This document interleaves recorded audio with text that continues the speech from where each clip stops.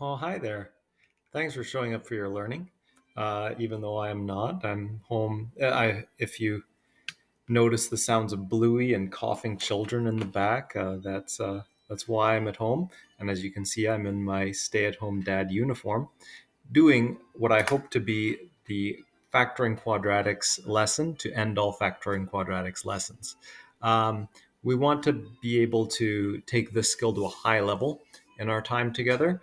It's probably the number one skill to predict your success in grade 12 advanced functions would be your ability to factor a quadratic. So let's take it to a very high level, everybody, so that we can all do very well in our future math studies. So I found a factoring flowchart, but I don't really like it. We'll try and use this a couple times in the lesson, and it's useful, but it doesn't have difference of squares in there, which is different enough that it's worth mentioning. So this is the flow that I will have, and we're going to try this with a few different examples. Step 0, before you start factoring, is always visualize the quadratic. You can imagine, is it even factorable? Does it have roots? What do I expect those roots to be? Would one be positive, one be negative? And we'll get some ideas from that way. It's a very important step.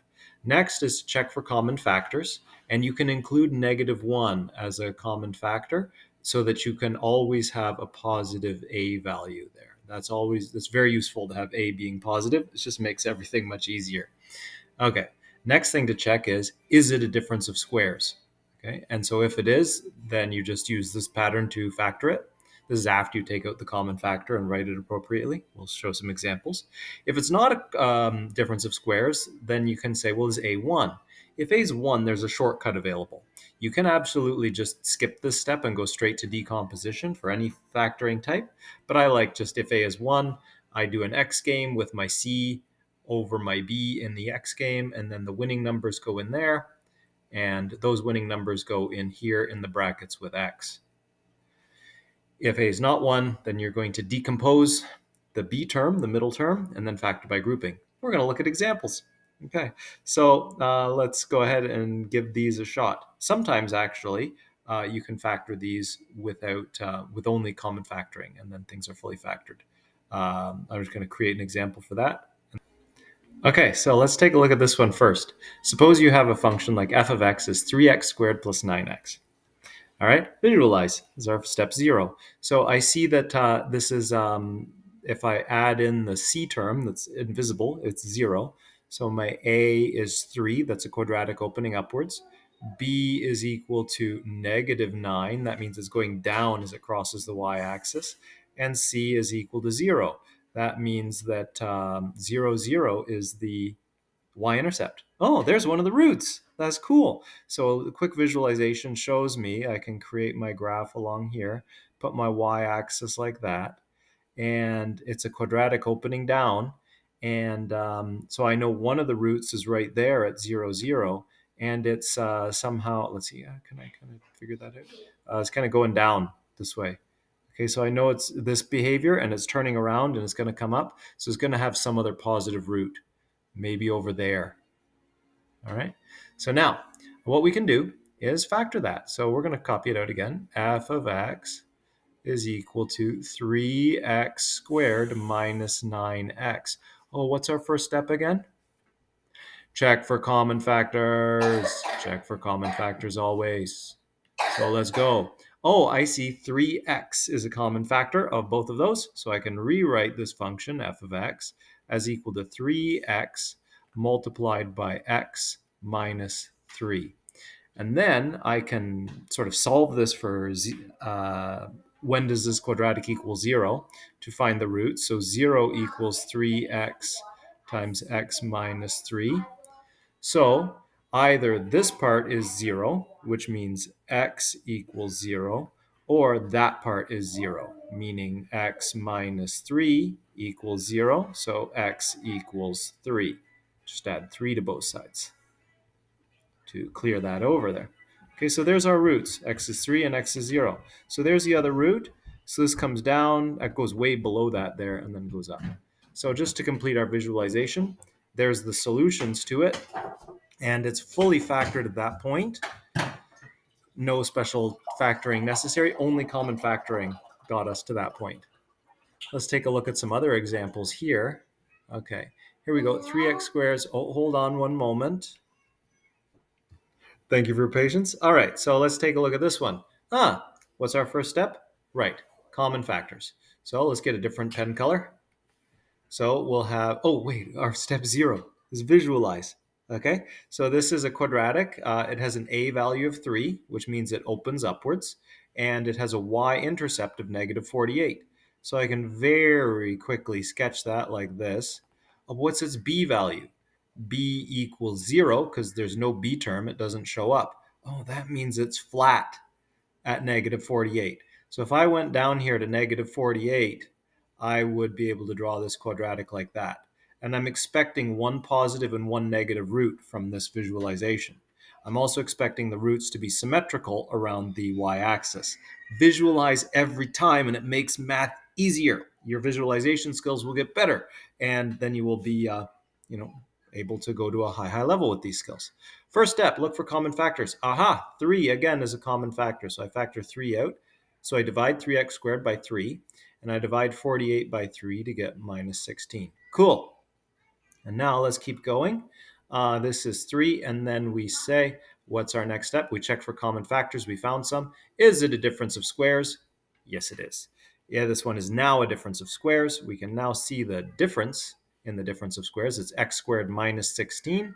So that will factor into x plus 4 times x minus 4. Okay, and that's the function f of x. That's this guy right here. This is my sketch, is what I'm seeing in my mind. And I can also see that if I set that equal to 0, meaning I want to know where does that touch the x-axis, like for what axis is y equal to 0? Y is 0 all along the x-axis. He repeats many times so that people will remember. Then I can just set that equal to 0. 0 equals 3 times x plus 4 times x minus 4. So I basically got 3 factors over here on that side of the equal sign. I've got a 3, which is never 0.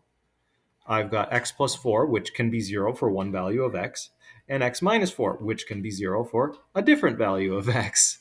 And what I can do with that now is I can say, if I've got 3 things and they multiply to make 0, one of those things has to be 0. 3 is never 0, so that's not it. Either x plus 4 equals 0, and then I would subtract 4 from both sides to get x equals minus 4, or x minus 4 is equal to 0, and then I would add 4 to both sides, inverse operation time, to get x equals 4, okay? Oh, look, I visualized already. There's x equals minus 4. There's x equals 4. There's my 2 roots. Fantastic. All right, great. Let's keep going. All right, so that's a difference of squares example. We can disguise, math teachers like to disguise these by adding a common factor, so they're a little harder to spot. But if you're well trained to look for common factors first, they're easier. Let's keep going. Okay, g of x is equal to negative x squared plus 7x plus 60. Okay, so we're going to work in purple because purple's awesome. And we know that this is some function that looks like this. Okay, there's my xy axis that I'm seeing on my mental whiteboard.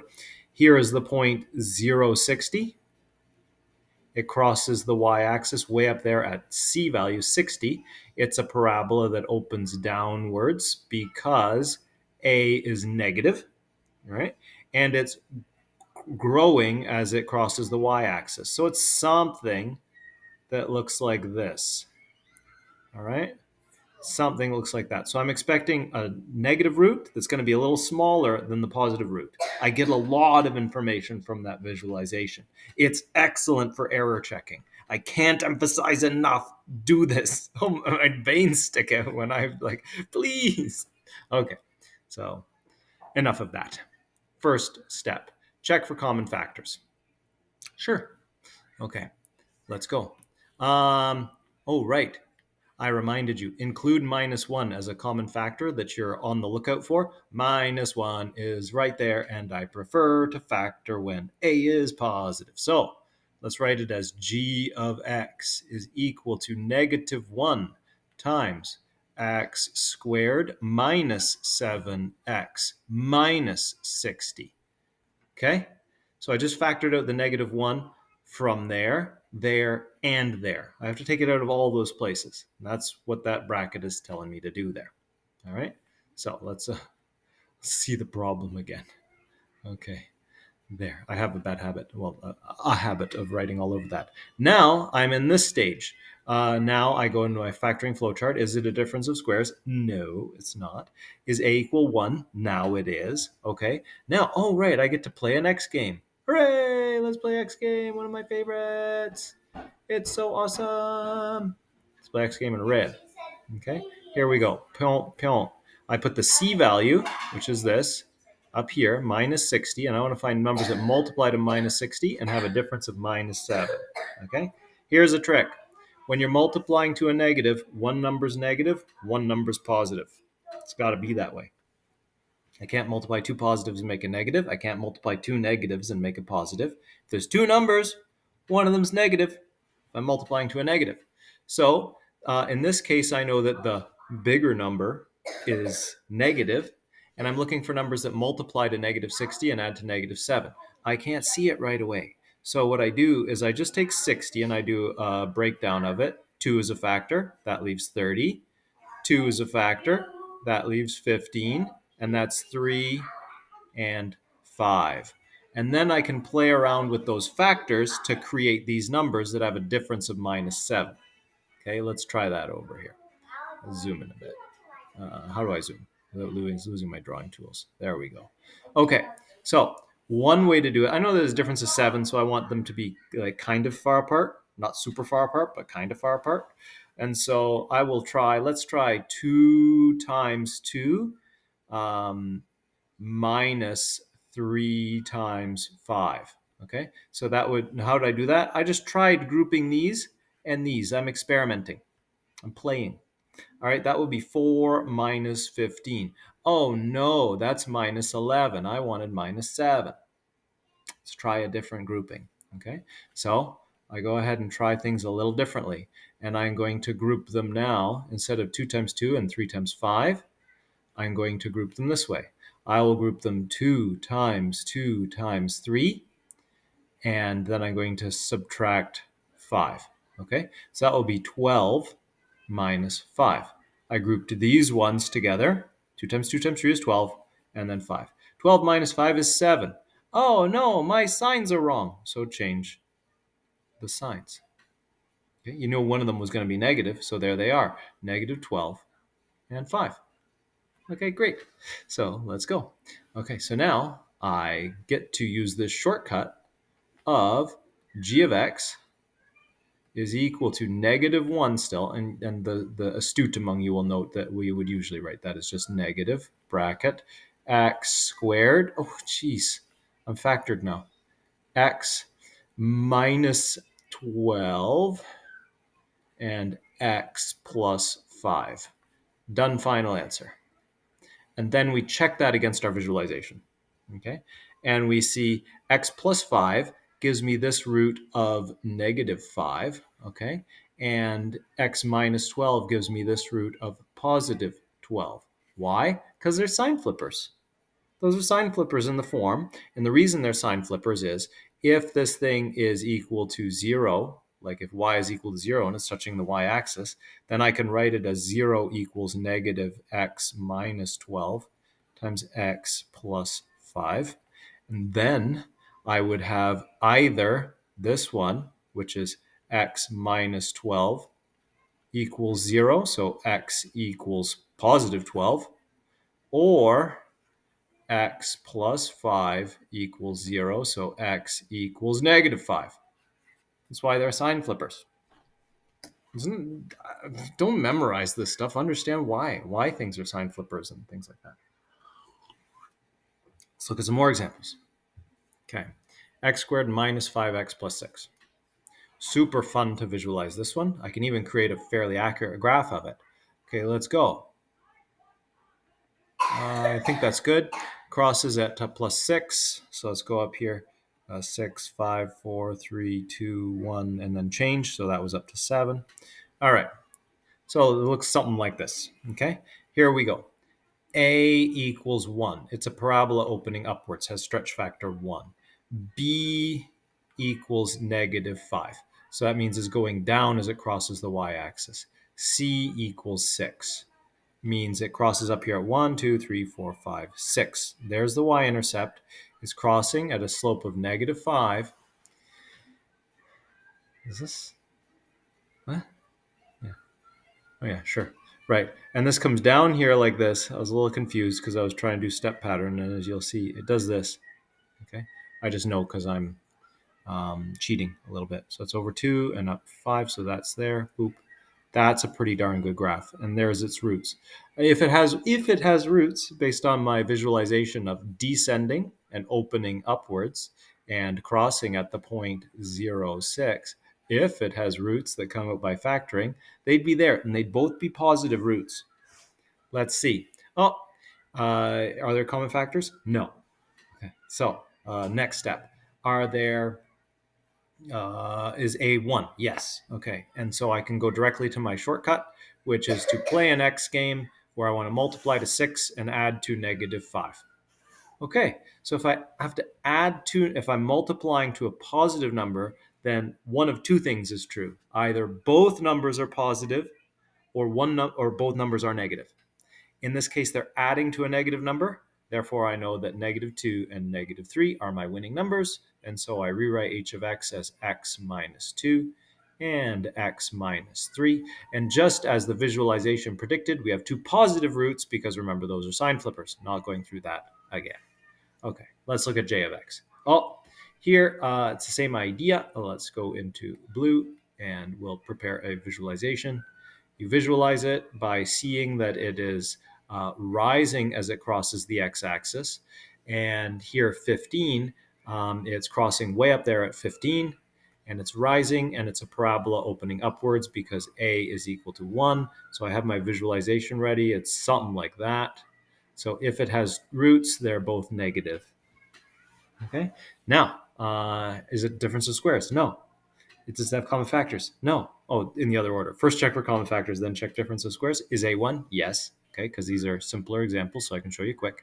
And then we find two numbers that multiply to 15 and add to 8, and those numbers are 3 and 5. So this is x plus 3 times x plus 5. Done. So there's -3 and there's -5 because those are sign flippers. Okay. Now, let's take a look at some more challenging examples. Okay. Let's say we have h of x up there. 6x squared minus 7x minus 3. Let's go through our flow chart. Check for common factors. Okay, don't mind if I do. 6x squared minus 7x. Oh, 6 and 7 don't share factors. 7's prime. So that don't share factors with anything but stuff like 49 and 14 and 21. They ain't there. 6 is not in the 7 times tables. So there's no common factors. And it's not a difference of squares. So let's check. Is A1? Is A1? No. Okay, so now we get to see the decomposition and factor by grouping method. It still uses X-game, and in fact, X-game is just a shortcut to avoid decomposition and factoring by grouping. So if you want, just practice factor by grouping every time. And this one has a factor by grouping trick in it too, something that's tricky for a lot of people. So here we prepare our X-game this way. You're going to have a big X. And up here, you're going to have A times C. And what am I forgetting? And then down here adds to B. A times C is, in this case here, A is equal to 6 and C is equal to -3. So we have A times C is -18. I want numbers that multiply to -18 and add to -7. Okay, but what are we forgetting? Visualize. All right, let's visualize. And we'll visualize it down here. See it on your mental whiteboard before I write it. A is 6, so it's opening upwards and it's very stretchy. -3, it crosses down here at -3. and it's going down as it crosses the y-axis. So if it opens upwards but it's going down as it crosses the y-axis, it must be something like this. All right, and that tells me it will have one negative root and one positive root, and I'd expect the positive root to be further away from 0 than the negative root. Lots of information from our visualization there. Okay, so let's go. Multiplies to negative 18 and adds to negative 7. Come on, man, it's 9 and 2, but the 2 is positive and the 9 is negative. You just play around with 18. There's like 3 ways to multiply to 18. You find one of them that works. All right, and now what we do with these numbers here, the winning X game numbers, is we're going to break this term down. So we're going to work here in blue, and we're going to break this down. H of x is equal to 6x squared minus 9x plus 2x minus 3. So note this minus 7x just split up into two terms. That basically creates the four terms that you would get by foiling. And now we can factor by grouping. The first group is the first two terms. So here, and the second group is those two terms. So check them both for common factors. Okay. H of x is equal to, 6x squared minus 9x. That has a common factor, 3x. So I can write out 3x there. If I multiply 3x by 2x, I get 6x squared. And if I multiply 3x by negative 3, I get 9x. Now, 2x minus 3, there are no common factors there, except for 1. 1 is always a common factor. Okay, and this is a tricky thing. So I write plus 1 multiplied by 2x minus 3. Okay, see how that worked? So there's a plus 1 there that comes out.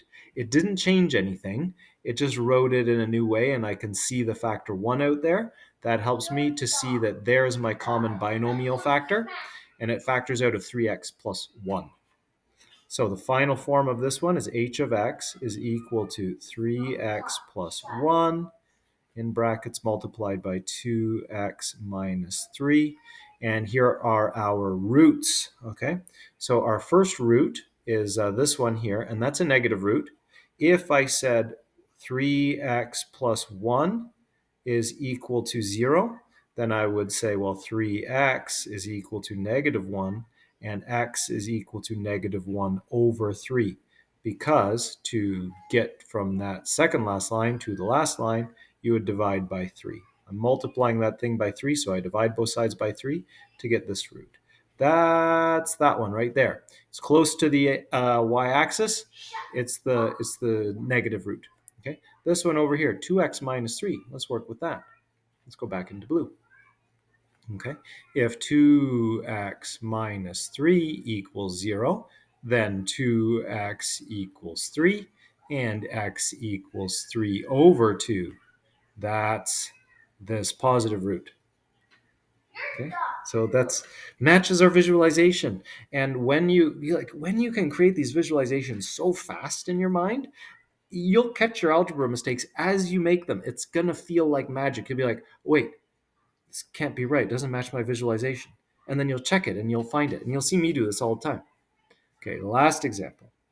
J of x is equal to 6x squared minus 27x minus 105. Okay, again, this is a parabola opening upwards and it's very stretchy. Okay, it is crossing at a very steep negative slope and it's way down there at negative 105. So prepare a visualization. Okay, it's like down there at negative 105. It's crossing like this. So same story, I expect one positive root, one negative root. The negative root is going to be closer to 0 than the positive root is. Okay, let's go. So what am I doing? I'm going to work in black because we're back in black for this last example. J of x is equal to, check for common factors. 6. 6 is divisible by 2 and 3. 27. 27 is divisible by 3, 3, and 3. And 105. Oh, 105. It's not divisible by 2.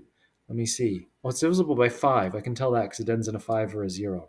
Is it divisible by 3? Let's check. So you add the digits together and find that they add to 6. And when you find that the digit sum is divisible by 3, that number is divisible by 3. This trick only works for 3 and 9, for divisibility by 3 and 9. It's not divisible by 9, but it is divisible by 3. So that's what we just found out. Because 6 is divisible by 3, not divisible by 9. So let's factor out the 3. 3 is the biggest common factor. So 3 times 2x squared minus 9x minus 35. All right, cool. Okay, and let's keep going.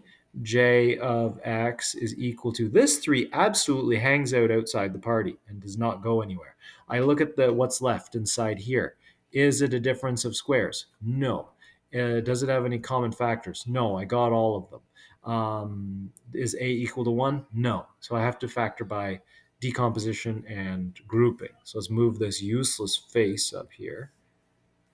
And we're going to have a times c on top, which is 2 times negative 35, so that's negative 70, okay? And that's my a times c. That's my new a and new c value. Note that this method still works if you don't take out your common factor first, but you're going to be struggling against that common factor, and it's easy to take out, so take it out first. And then we have minus 9 down there. I want numbers that multiply to minus 70 and have a difference of negative 9. I'm feeling like I found them.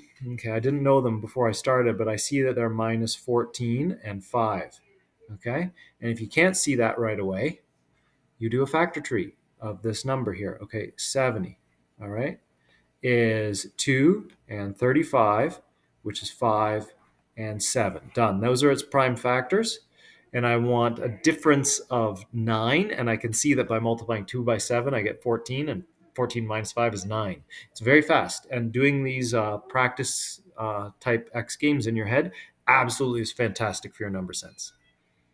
So it's going to build those skills that are going to pay the bills in grade 12 and in university and when you become a famous mathematician.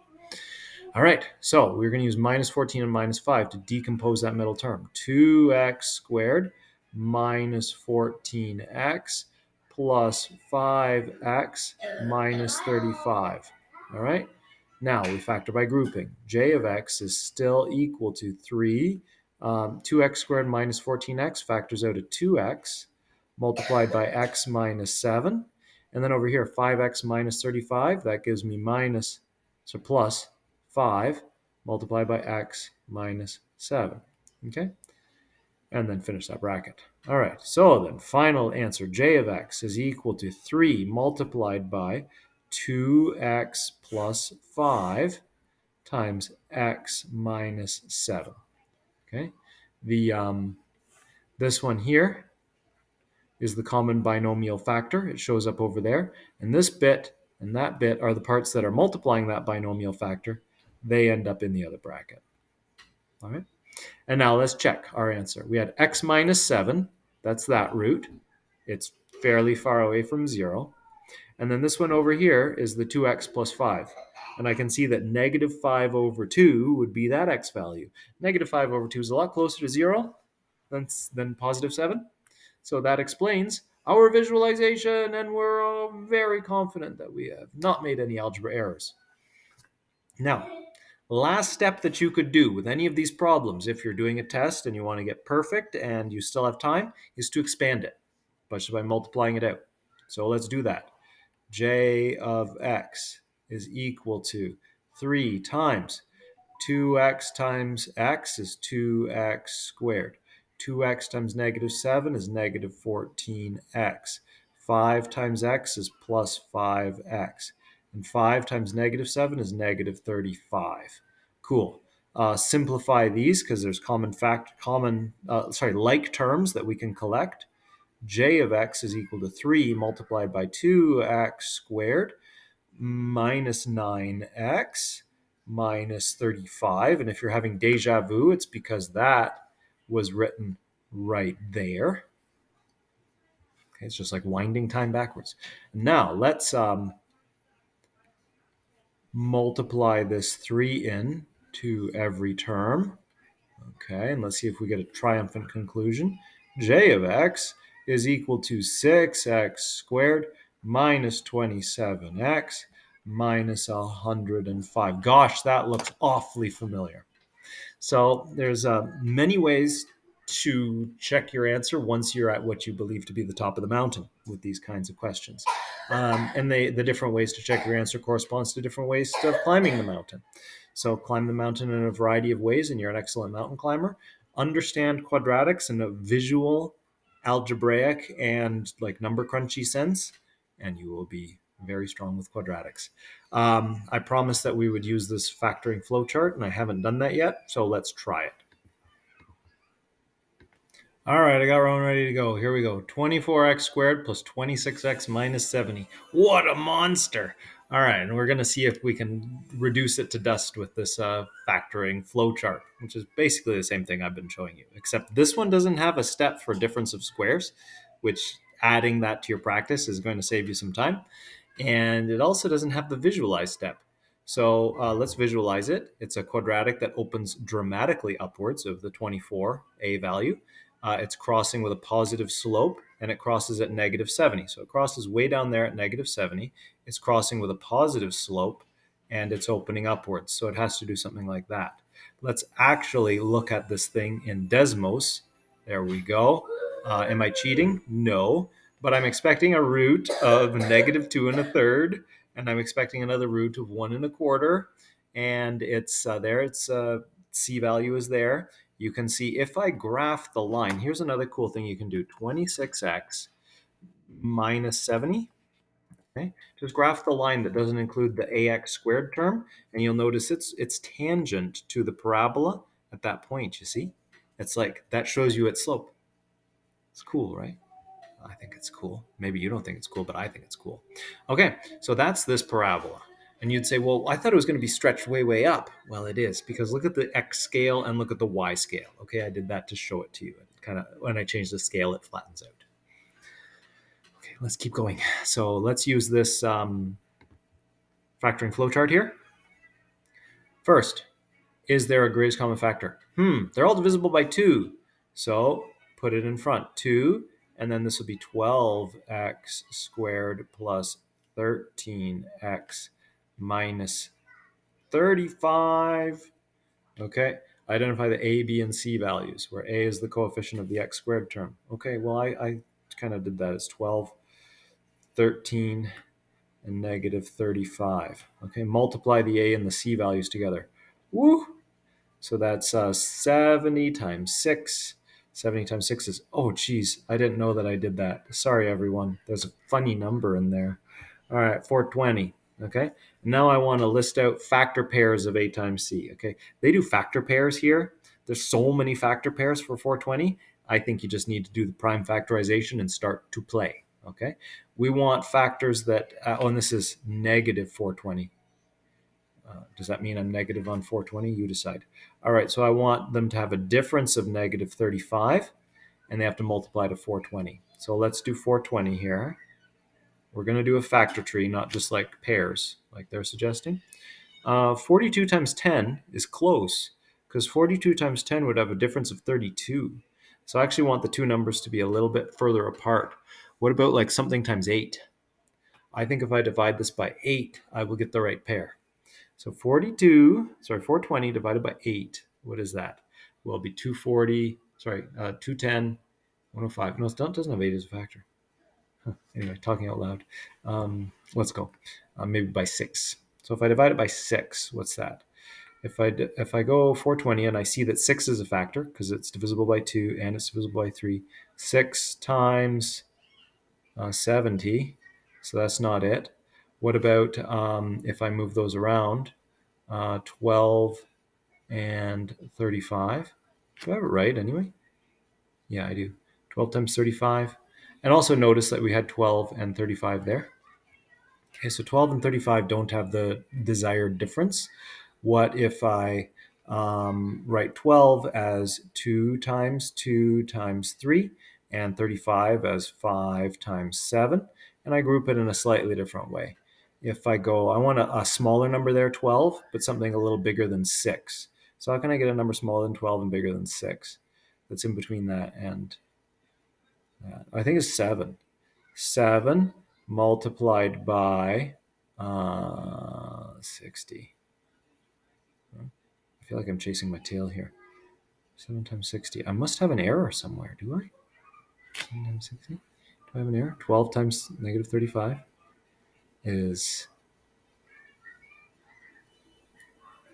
420. Adds to positive 13. There's my mistake. I wanted to add to 13, not negative 35. Oh, so you signed up to watch me struggle, right? Watch me use a tool that I'm not used to. Yeah, they want to add to the B, not to the C. What am I doing? Okay, so they add to 13. And okay, so 12 and 35 are actually too far apart because even if I make a 12 negative, that would be a difference of 23. So I want a bigger number than 12 over there and a smaller number than 35 over there. So what I can do is I can still play with these factors, but let's do 15, negative 15, 420 divided by negative 15. What I'm doing in my mind, and I kind of show you with the factor trees what I'm doing here. So this is 2 times 2 times 3, and this is 5 times 7. Okay, so let's move the 5 over there in place of the 2 times 2. Okay, so now we'll have 5 times 3 and 2 times 2 times 7. There it is. I see it now. So 5 times 3 is 15, but we know that one of them has to be negative to multiply to negative 420. And then 2 times 2 times 7 is 28. 28 plus 15 is indeed the winning pair of numbers. And the way I get there is by breaking it down all the way into its prime factors and moving the factors around. I don't do it a different way than that. So there we go. So once I have my winning factor pair, write them in the boxes below. Okay, minus 15 and 28. Rewrite the quadratic portion of the equation as 12 minus, so 12 x squared minus 15x plus 28x minus 35. Okay, and now it says factor by grouping. So factor out the GCF of the first two terms. Okay, so that's fine. So 12x squared minus 15x. I'm just going to write out the whole thing at the top here. 12x squared minus 15x plus 28x minus 35. Okay, so these ones have greatest common factor 3x multiplied by 4x minus 5. And then these ones have greatest common factor 7. So it's plus 7. Okay, multiplied by 4x minus 5. Note the appearance of the common binomial factor. I'm done factoring. Oh, and then factor out the GCF of the first two terms, factor out the GCF. Both should share the same matching expression being multiplied in brackets. Yes, we did that. Factor this in front. Okay, so I'll put that in front. Sure, fine. Put it in front, put it behind, doesn't matter.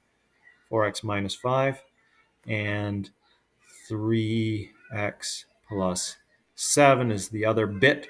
Yay, we are done. Check. It says check. Check your factored form is correct by expanding it. Okay, but I can check it by comparing it to my visualization. It should have a root where 4x minus 5 equals 0.